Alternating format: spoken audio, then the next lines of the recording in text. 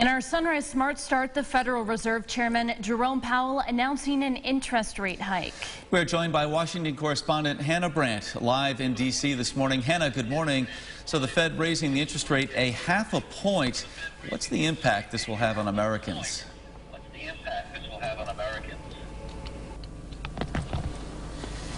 Well, the overall goal is to bring down inflation, so the hope is that that eventually helps Americans. But raising interest rates means it's more expensive to borrow money, so things like car loans, mortgages, credit cards, those will all be affected, and Powell does acknowledge that that might hurt in the short term. And Hannah, there are some concerns these rate hikes could cause a recession. Did Powell say anything about that? Well, obviously, that's something that he says they want to avoid. And he said it is a delicate balancing act, but he's hopeful that this is a move that can help the economy have what he calls a soft landing. And one more, Hannah. Any indication that there'll be more rate hikes here in 2022?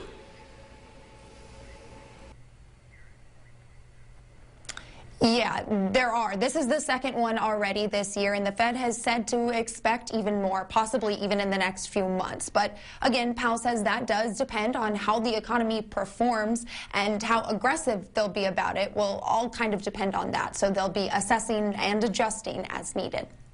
Hannah, thank you so much for your time this morning. Other central banks around the world are also raising rates, a trend that could endanger global growth.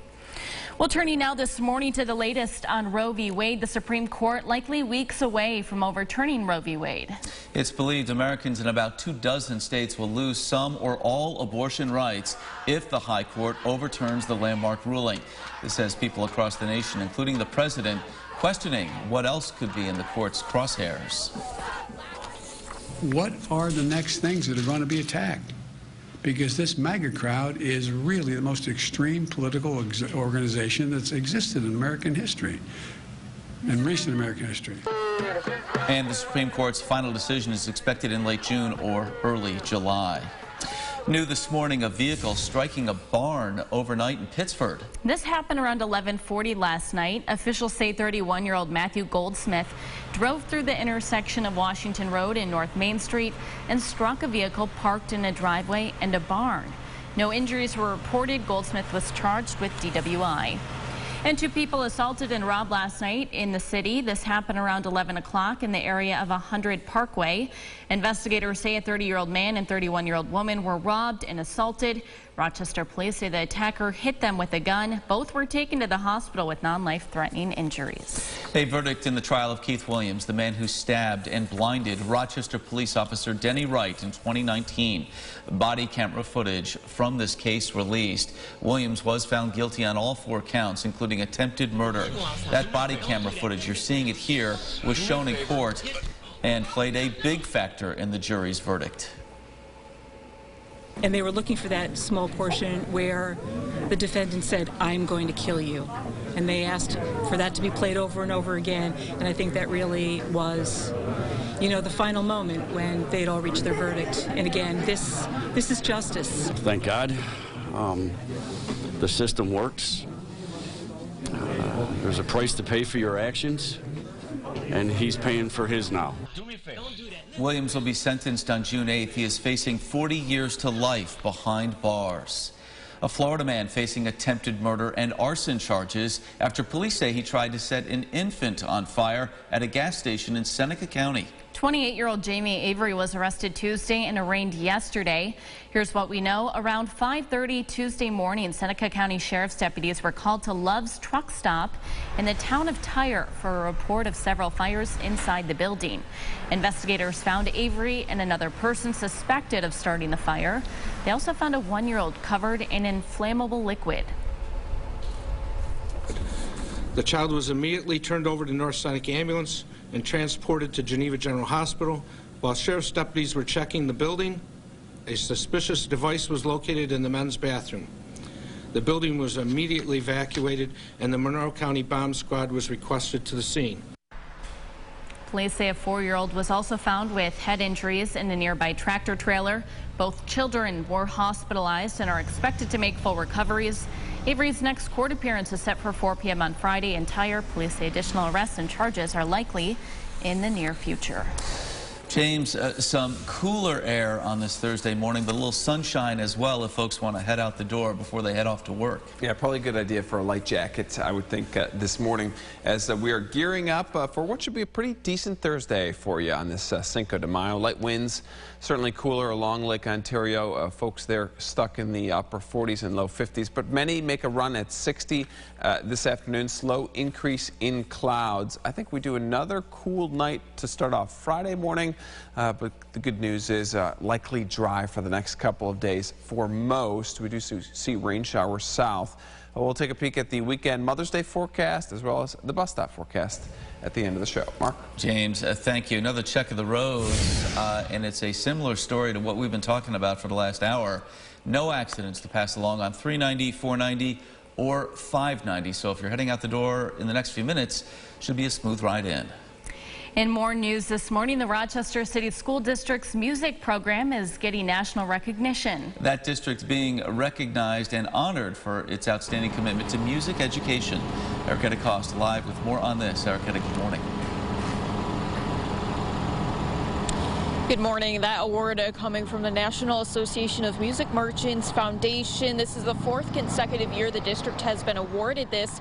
But also new this year, they're getting recognized for how they've worked through the pandemic with those virtual lessons, persevered. Music teachers I spoke with at school number 19 say perseverance is a key word. Many students are held to high standards here, facing new challenges every day in the classroom. But they work through it together as a group with smiles and excitement. Teachers say it's important that music has a place in their day-to-day curriculum, and they're hoping the program will take off even more district-wide.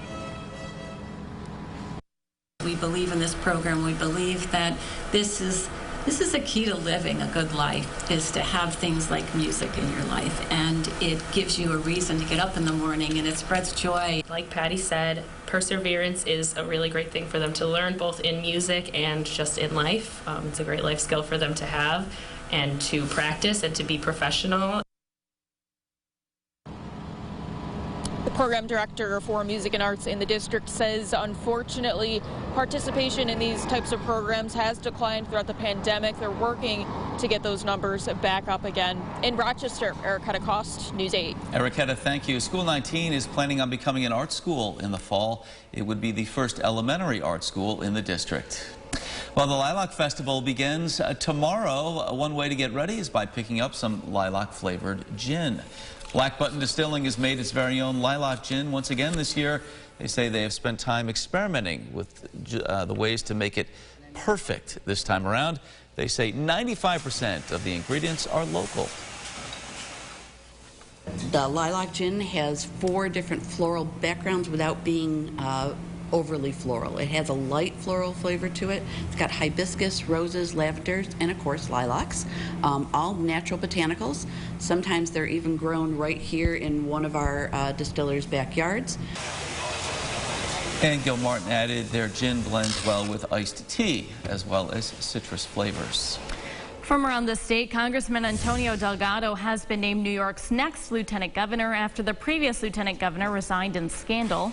Right now, Delgado represents New York's 19th district, which includes the Catskills and Hudson Valley.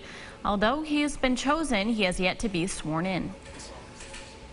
The only outstanding question is the exact timing of when he will resign from Congress. You know, to give a little time for transition because he's very dedicated to his constituents. The governor says Delgado will be sworn in sometime this month. His name will now be allowed on the June primary ballot after a bill passed in the legislature. Here's what some folks will be talking about at the water cooler this morning. A young Yankee fan being handed an Aaron Judge home run ball Tuesday night in Toronto. And as you'll see, this youngster got very emotional about it. Last night, 9-year-old Derek Rodriguez met the Yankee superstar. Judge signed the ball and gave him a pair of batting gloves as well. Both the youngster, Rodriguez, and that fan who caught the home run ball and gave it to the little boy have been invited to a game at Yankee Stadium the next time Toronto is in town. This has gotten a lot of traction on social media for the generous act of that fan who caught the ball to find that youngster and give it to him, and of course that little boy's reaction as well. Yeah, so cute. So the fan that caught it was a Toronto fan. Yes. Yeah. And you see the hug there, spontaneous, in the moment. They don't even know each other. No. Happy tears. It's good stuff. Yes. We need more of that in this world. Well, those Canadians, they're good people. We've got really a nice morning for you. A little bit of fog out there at the bus stop, but otherwise bundle up as we're in the 30s. Numbers warm up, though. We get into the 50s this afternoon. Sun to clouds late in the day. And then I think we've got a dry forecast. Things look pretty good around the region for the next few days. Showers south across the southern Finger Lakes, southern tier, but otherwise Mother's Day looking good. Mostly sunny skies. All right, James, thank you. And thank you so much for watching News 8 at Sunrise. Our next update coming up in 30 minutes. CBS Mornings is up next. Have a great day.